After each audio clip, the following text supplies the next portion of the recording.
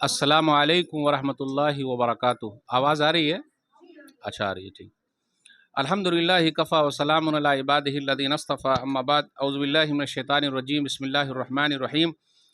ان المسلمین والمسلمات والمؤمنین والمؤمنات والقانتین والقانتات والصادقین والصادقات والصابرین والصابرات والخاشعین والخاشعات والمتصدقین والمتصدقات والصائمین والصائمات والحافظین فروجهم والحافظات والذاکرین اللہ کثیرا والذاکرات اعد اللہ لهم مغفرۃ واجرا عظیما۔ رب اشرح لي صدری ويسر لي امری واحلل عقدۃ من لسانی یفقهوا قولی۔ رب زدنی علما سبحانک لا علم لنا الا ما علمتنا انک انت العلیم الحکیم۔ اللهم صل علی محمد وعلی آل محمد کما صلیت علی ابراہیم وعلی آل ابراہیم انک حمید مجید۔ اللهم بارک علی محمد وعلی آل محمد کما بارکت علی ابراہیم وعلی آل ابراہیم انک حمید مجید۔ محترم سامعات اور سوشل میڈیا پر دیکھنے والے تمام خواتین و حضرات، میں نے سورہ احزاب سورہ نمبر 33 کی آیت نمبر 33 سورہ احزاب سورہ نمبر 33 کی آیت نمبر 35 آپ لوگوں کے سامنے پڑھی ہے۔ آج میرا ٹاپک ہے، عنوان ہے جنتی عورت۔ سب سے پہلے اللہ رب العالمین کا بے انتہا شکر اور احسان ہے کہ ہم اور آپ یہاں جمع ہیں۔ اللہ تعالی ہم تمام لوگوں کی حاضری کو قبول فرما لے، آمین۔ اصل میں یہاں مرد لوگ نہیں ہیں، اس لیے میں ایسی حدیثیں آپ کے سامنے پڑھوں گا جو خواتین کے لیے ہو، لیڈیز کے لیے ہو، تو کہیں ایسی بات نہ ہو جائے کہ ہماری خواتین کہہ رہے ہیں مولوی صاحب آپ تو ایک طرفہ بات کر رہے ہیں، آپ نے مرد کو سمجھایا ہی نہیں، آپ نے صرف ہم کو ہی ٹارگٹ کر دیا۔ تو مولوی صاحب کی یہ نیت نہیں ہے، بلکہ نیت یہ ہے کہ سب عورت کو جنت میں لے جانا ہے۔ جو آیت میں نے پڑھی اس کے اندر 10 نشانیوں کا ذکر ہے، اس لیے میں ہر خاتون سے کہوں گا کہ اپنے اندر دیکھیں کیا ان کے اندر یہ 10 خوبی موجود ہے، 10 نشانی موجود ہے۔ اگر موجود ہے تو وہ جنتی عورت ہے۔ نمبر 1، اسلام قبول کیے ہوا، تو ہم لوگ سب مسلمان الحمدللہ، لا الہ الا اللہ محمد الرسول اللہ۔ اس کے بعد دوسری نشانی یہ ہے کہ ایمان والی مطلب کہ اب جب ہم مسلمان ہو گئے تو اسلام کا پورا قانون ہم پر چلے گا۔ اب ایسا نہیں کہ ہم اپنے من کے حساب سے اٹھ رہے ہیں، فجر کی نماز جو ہے ہماری ظہر میں ہو رہی ہے، یا پھر نمازیں نہیں ہو رہی ہے، یا پھر ویسے ہی چل رہا ہے، اپنی لائف کو یوں ہی گزار رہے ہیں، تو ایسا نہیں ہونا چاہیے۔ نمبر 3، فرما بردار مرد، فرما بردار عورتیں، یعنی بات ماننے والی۔ نمبر 4، سچے مرد سچی عورتیں، یہ سچ بولنا ہر ایک کا کام ہے۔ پھر اسی طرح نمبر 5، صبر کرنے والے مرد، صبر کرنے والی عورتیں۔ یہ صبر کا جو مسئلہ ہے نا وہ اپنے یہاں نہیں ہے، نہ ہم سے صبر ہو پاتا ہے، نہ ہم سے شکر ہو پاتا ہے، ہم صبر بھی نہیں کر پاتے، تھوڑی سی تکلیف آئی فوراً شکوے شکایت کرنے لگتے ہیں۔ پھر اسی طرح خشوع و خضوع اختیار کرنے والے مرد اور اختیار کرنے والی عورتیں۔ پھر اسی طرح نمبر 7، صدقہ و خیرات کرنے والے مرد، صدقہ و خیرات کرنے والی عورتیں۔ یہاں غور کیجئے، صدقہ و خیرات میں ماشاءاللہ کچھ لیڈیز تو بہت آگے ہیں، لیکن کچھ بہت ڈھیلی ہیں، وہ اگر ان کو کچھ ملا بھی تو اللہ کے راستے میں نہیں دیتے۔ ابھی میں کچھ مثالوں کے ذریعے بات کروں گا کہ اللہ والی عورتوں نے کتنا صدقہ و خیرات کیا ہے۔ ویسے میں مثال کے طور پر ابھی بتا دوں، پورے بھارت دیش میں 2 شاہجہاں نے حکومت کی ہے، ایک شاہجہاں مرد ہیں اور ایک شاہجہاں عورت ہے۔ وہ شاہجہاں جو مرد ہے وہ دلی والے ہیں، تو دلی کی جامع مسجد شاہجہاں نے بنائی ہے، اور ایک شاہجہاں جو عورت ہے وہ بھوپال کی خاتون تھی اور بھوپال پر ان کی حکومت تھی۔ تو بھوپال کے اندر ایک مسجد بنی ہوئی ہے تاج المساجد، تو تاج المساجد جو دلی کی جامع مسجد سے بھی بڑی مسجد ہے، اس کو شاہجہاں بیگم ایک عورت نے بنوایا ہے۔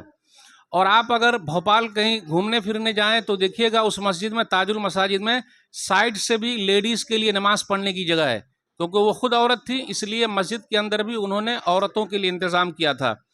تو ماشاءاللہ صدقہ و خیرات کرنے میں لیڈیز بھی بڑی آگے ہیں، اور خاص طور پر عرب کی جو خواتین ہیں الحمدللہ وہ تو بہت آگے ہیں۔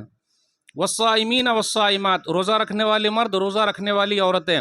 والحافظین فروجہم والحافظات، اور اپنی شرمگاہوں کو حفاظت کرنے والے مرد اور حفاظت کرنے والی عورتیں۔ اور 10ویں چیز، اللہ کو زیادہ یاد کرنے والے مرد اور اللہ کو یاد کرنے والی عورتیں۔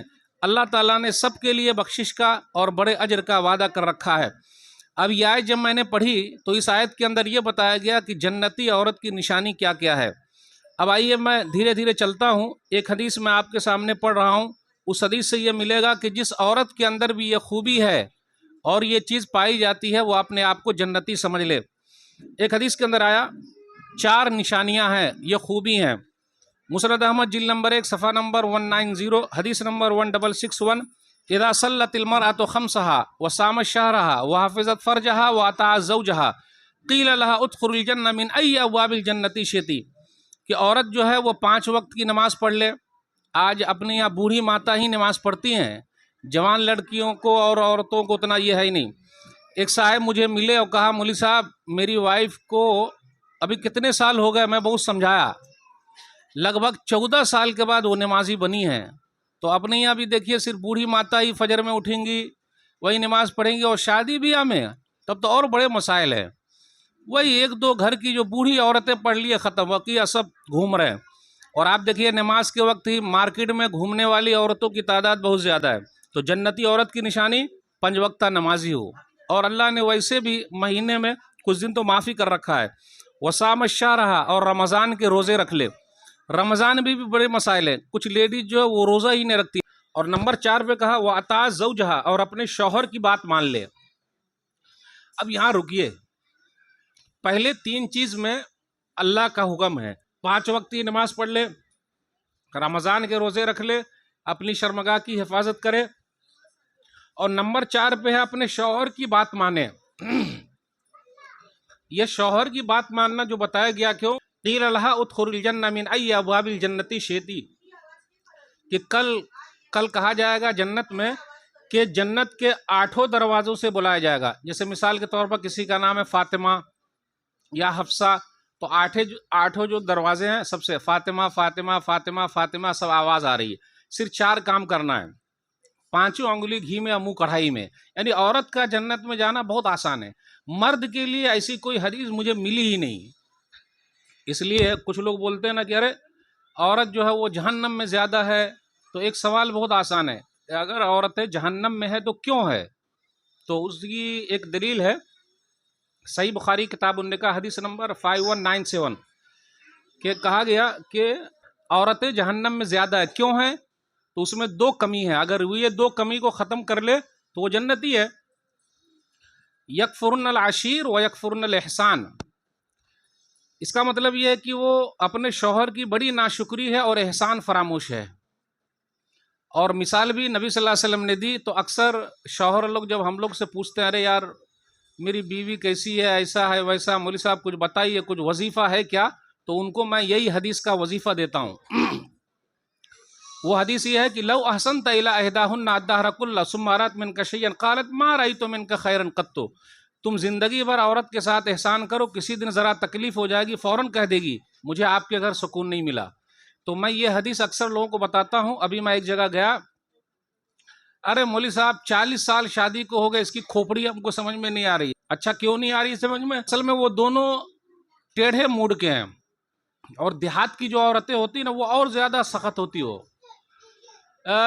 سال بھر 2 سال 3 سال سے بات چیت بند ہے، میاں بیوی دونوں ایک ہی گھر میں رہتے ہیں لیکن بات چیت بند ہے۔ لیکن چلتا کیسے ہے؟ تو بیٹا ابو کو بول دے، اچھا بیٹا امی کو بول دے، بس ایسے کام چلا رہے ہیں، اور ضد پر اڑے ہوئے ہیں وہ لوگ۔ ایک جگہ میں گیا تو کہا کہ ارے بھائی یہ حدیث لے لیجئے اور اپنی وائف کو بھی حج کرانے لے جائیے۔ بولے نہیں مولوی صاحب بہت الٹی کھوپڑی کی ہے۔ بولا اگر آپ ان کی کھوپڑی صحیح کرنے جائیں گے تو آپ کی کھوپڑی خراب ہو جائے گی، اس لیے جیسی ہے ویسی برداشت کرتے ہوئے آپ حج پہ ان کو بھی لے جائیں۔ تو اس حدیث کے اندر 4 نشانی بتائی گئی، نمازی ہو، رمضان کے روزے رکھے، اپنی عزت کی حفاظت کرے، اپنے